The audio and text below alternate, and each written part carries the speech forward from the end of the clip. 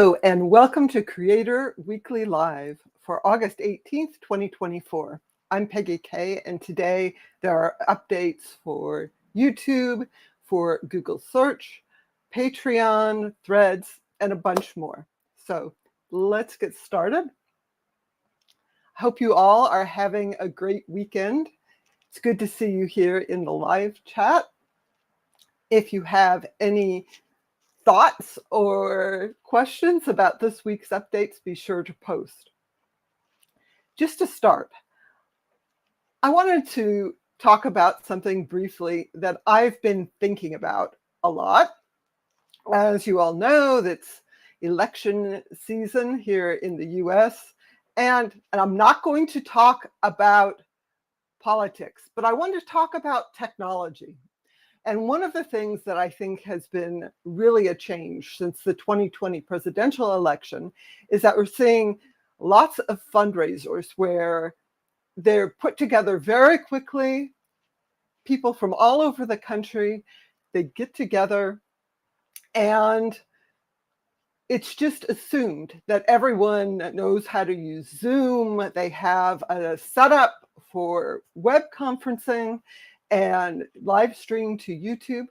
All of these things have become normalized since 2020. And of course, the pandemic was not a good thing, but I think that one of the things it brought us was all the tech companies really improving the video conferencing and live streaming technology to make it easy for anyone to do that. So I think going forward, we're going to see more and more of that, where it's just assumed everybody can jump in to the live conference. And it really, I think, is a bit of a change for politics in terms of fundraising, where you don't necessarily have to have a rally in person. Instead, you can bring people together from all over the country to raise money, get people excited. So I think that there are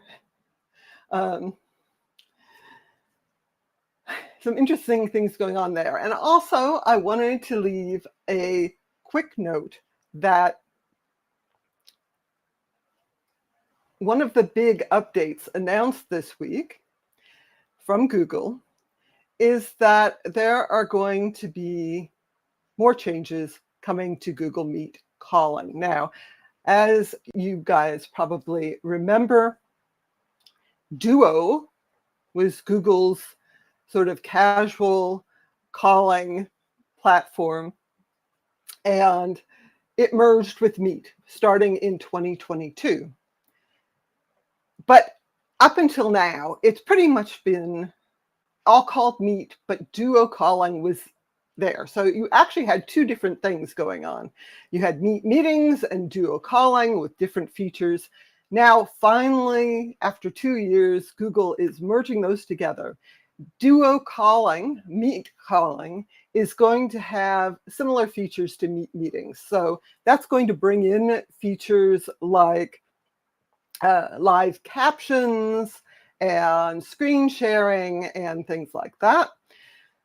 You're going to lose some Duo features, and that includes knock knock, which was sort of a video preview when somebody called. There's no longer going to be a family mode, and it's no longer going to work to call on Nest devices, which is something I'm doing. It looks like we have some spam. Dashan, if you really are interested in what an uvula is, you should Google that. All right. I guess I can't moderate spam from inside Talk Studio.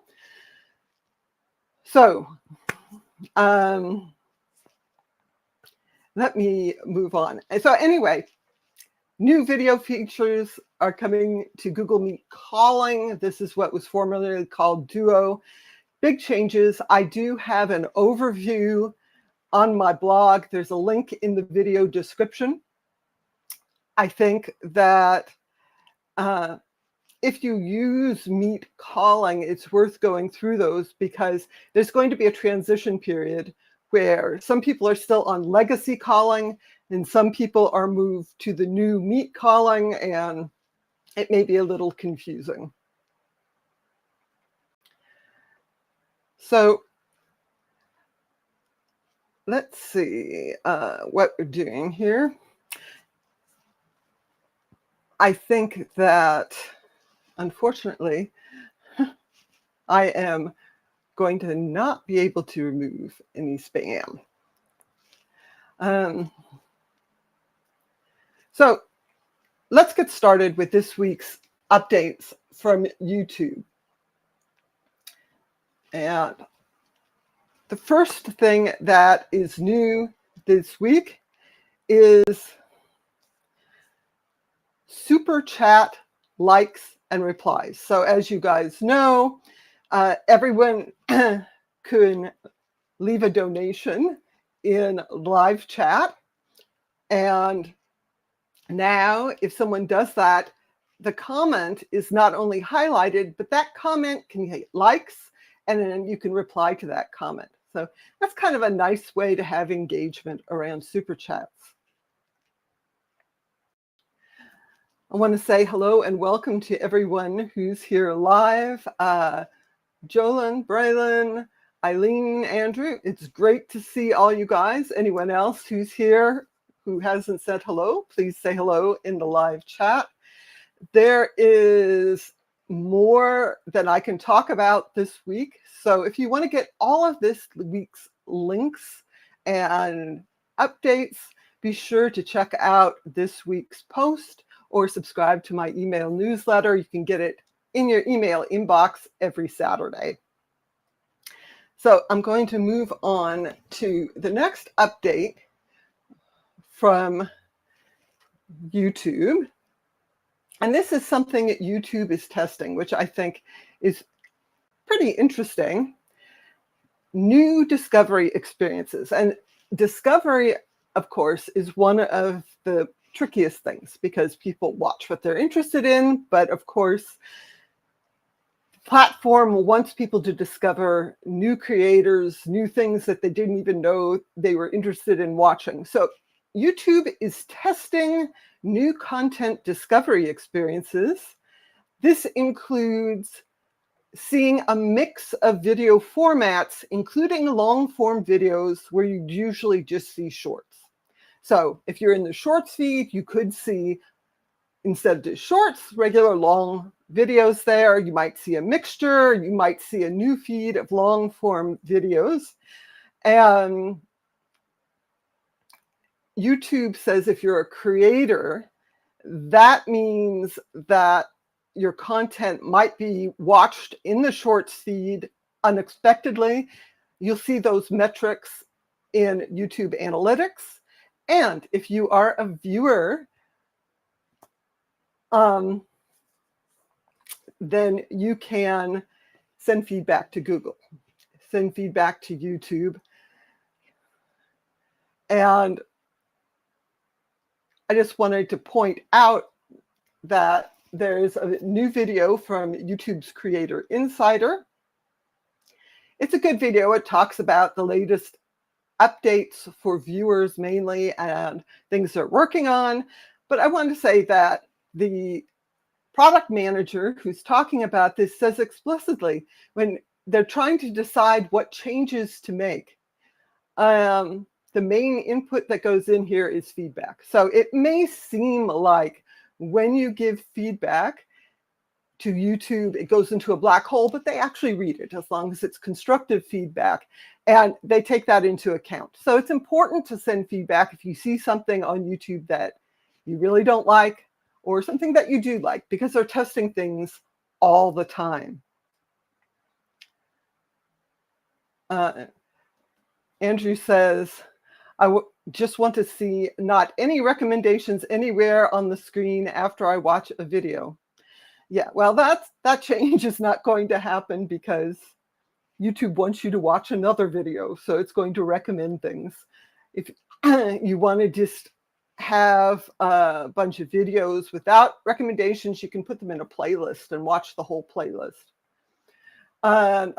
Eileen and says, it looks like you need to add some moderators to your channel. Yes, apparently I do. That's something I will work on, and I haven't had enough comments until now to actually worry about that. So that's something that I will do that.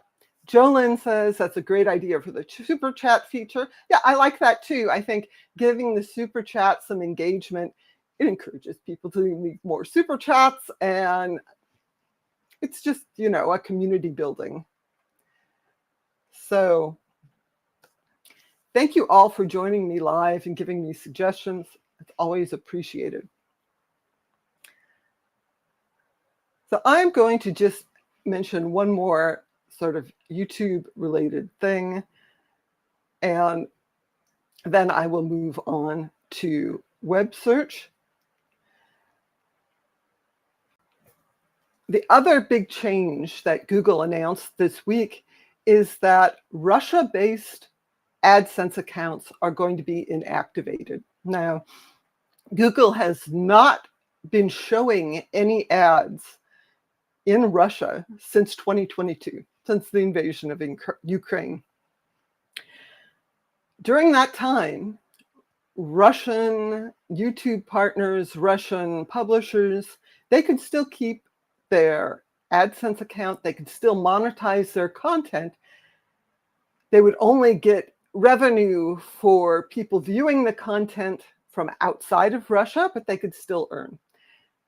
This change is that they are going to pause the ability of Russia-based publishers to monetize with AdSense, AdMob, that's for apps, and Ad Manager, that's for more advanced publishers. I think that this was sort of inevitable, but it's kind of a shame and difficult for just regular Russian creators who are going to lose that revenue stream. I'm also not sure that Google even has a good way to pay publishers in Russia now because of restrictions. So that will go into effect. Excuse me, just a moment.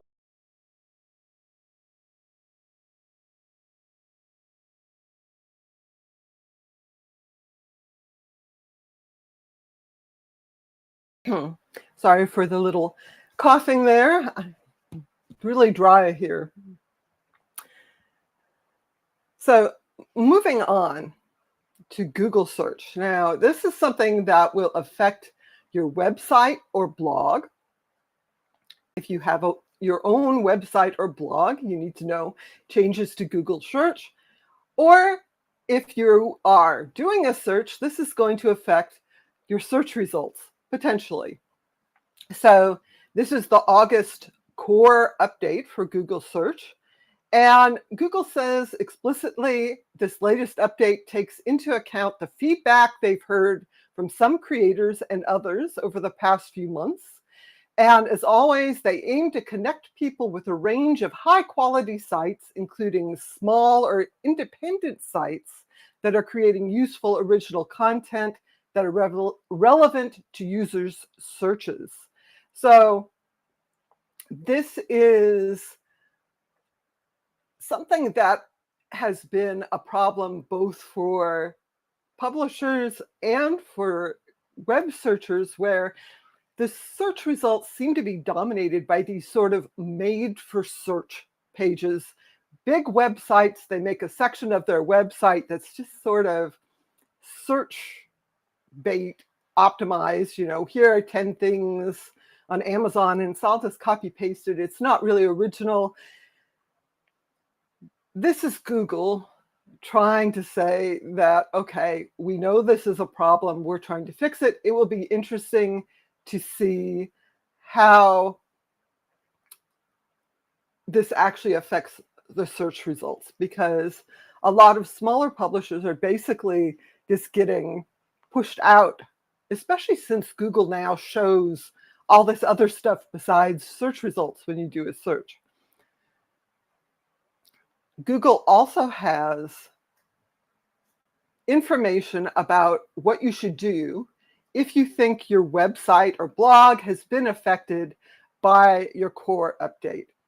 And one thing they say is, in general, most sites don't need to worry about core updates and may not even realize one has happened. But if you see your traffic has changed, it tells you how you actually can check that in your search console.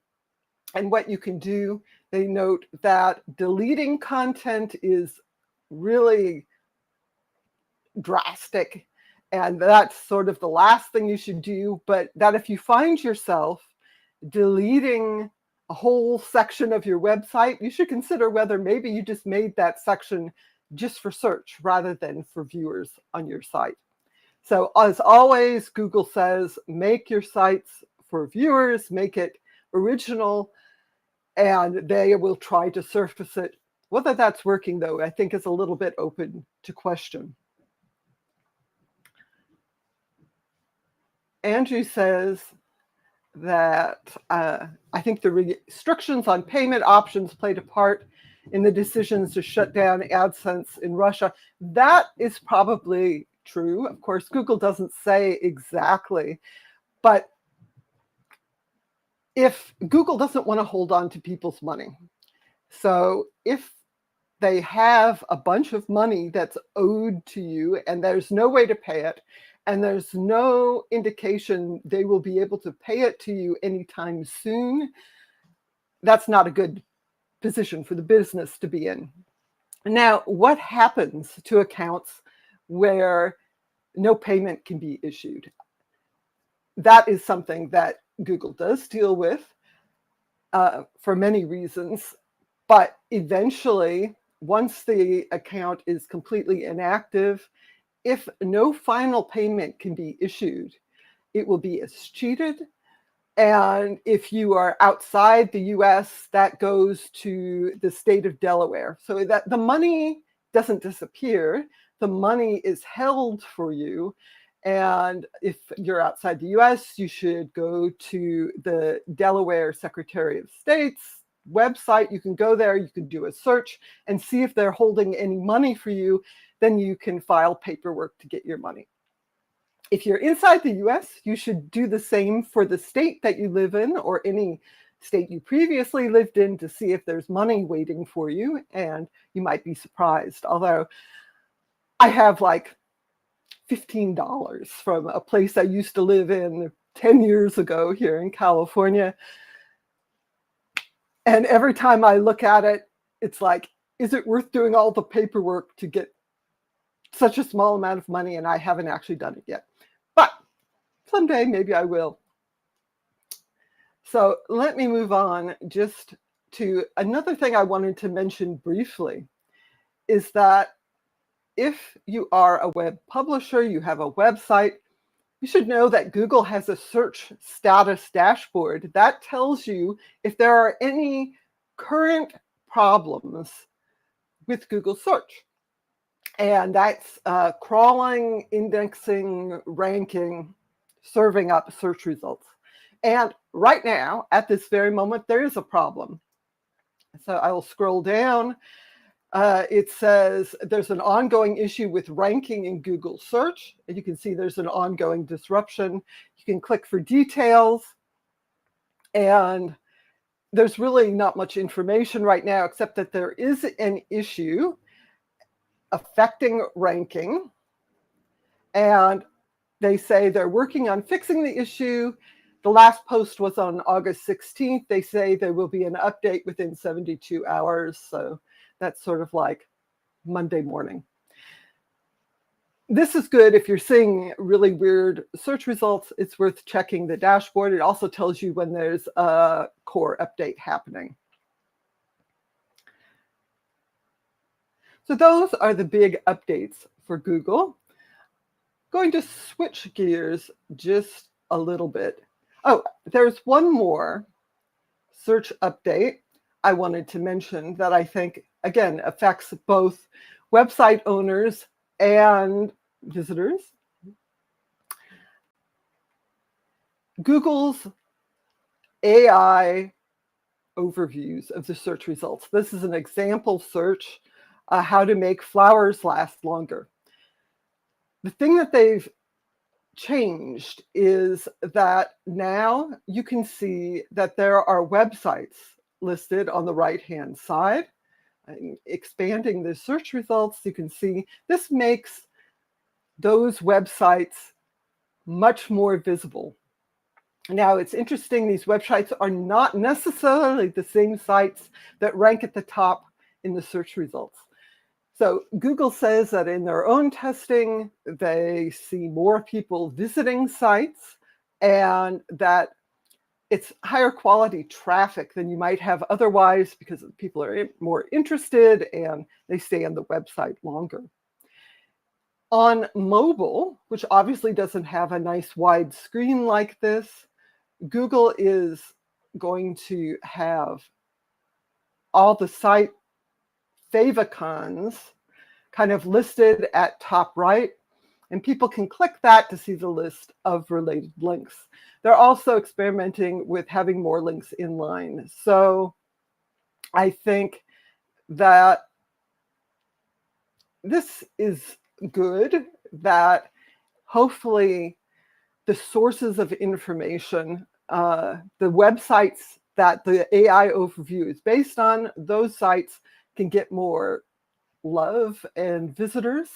And I think that still, in my experience, these AI overviews often aren't quite accurate. It's worth going to the original source if the information is important to you.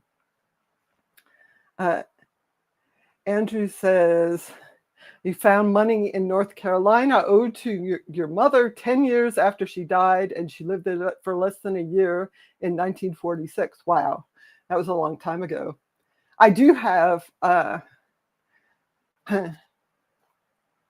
some older relatives who have money escheated decades ago. It's really difficult to get that because, again, you have to show that you are the rightful person to get that money if the person has passed away. And so some of it just sits there. And Jolyn says, be sure to subscribe. Yes, please subscribe to my channel. One update that I didn't mention, it's just a little thing. If you are watching a video on demand and someone says, please subscribe to my channel, the subscribe button kind of sparkles. And they just updated so that if someone says, please join my channel for paid membership, that button kind of sparkles now too. It's kind of neat. So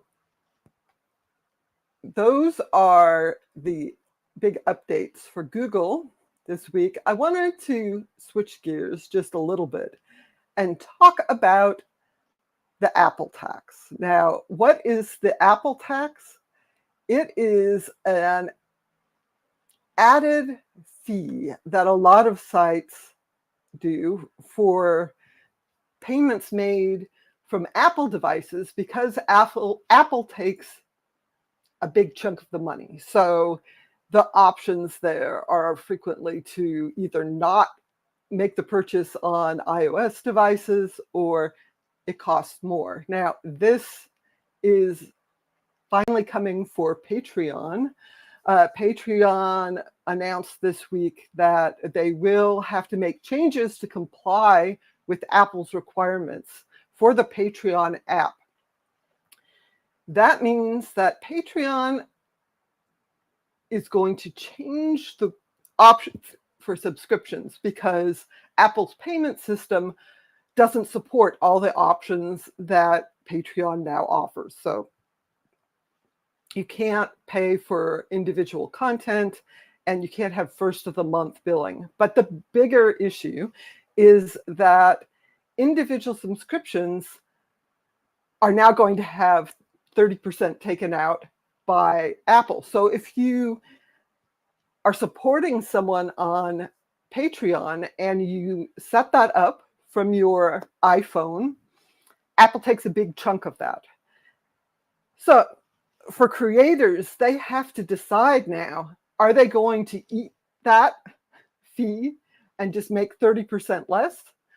Or are they going to increase the amount that's charged to people who subscribe using an iPhone. It's kind of rotten both ways. And while I can see why Apple wants to take a cut of app purchases, it just doesn't feel right to me that they are taking a cut of every single subscription that people set up through the app as well. But that's the way it works. And if Patreon wants to stay in the App Store, have its app in the App Store, they have to comply. Apparently, they were in some gray area before. So one thing to think of, if you have an iPhone and you want to subscribe to someone's Patreon or a membership on YouTube or anything, you might want to switch to desktop before you set that up. It will either be less expensive for you, or the creator you're supporting will get a bigger cut of the money. And the last sort of creator update I wanted to note today is an update on Substack. And I've talked about Substack previously. Substack started as an email newsletter platform. It is moving beyond that, probably because their business model isn't working. But they announced that people with a Substack account can start posting there, even if they don't have a publication. If they don't have an email newsletter, you can basically use it like a blog or social media, and you can get people to pledge that they will pay for a subscription to your newsletter if and when you ever launch it. This really locks people into the platform, and it really takes away one of the benefits of having an email newsletter. That is usually you can take your subscriber list and move to a different platform. This locks people in. So it's an interesting move on their part. And then lastly, if you're using Threads, Meta's Twitter-like platform, they're launching a bunch of features for creators and businesses on desktop. This includes insights, analytics, includes saving draft posts, and they're also soon going to have the option to schedule posts all built into the desktop site. Also, if you are using Buffer or another third-party platform to post to Threads, previously, if you had Fediverse sharing enabled on your account, it wouldn't share to the Fediverse, and now it does. So Threads is just launching more and more features. Jolyn says, I'm enjoying Threads more and more. I still have a lot to learn. I am too. I like Threads a lot. And there are more and more interesting people joining there and posting, it feels like. So is this worth checking out? Even if you're not on Threads, you should at least see what the options are, especially if you're spending all your time on the platform formerly known as Twitter, which seems to be getting worse. At least my feeds are getting worse there. So those are this week's big updates. I wanted to mention very briefly, immediately after this, I'm going to be on another live stream on the On eBoard channel. This week's topic is business profile suspension. So if you have a local business, it's on Google Maps, this may be something that's interesting for you. There is a link to the live stream in the video description. And this is not a topic I personally know about, so I'm mostly be learning things. Jolyn says, I've been calling it Twix, but I saw yesterday someone's calling it Chitter. I like them both better than X. Yeah, me too. X is, first of all, X is a stupid name, but everyone still calls it Twitter, so you need to be able to distinguish that.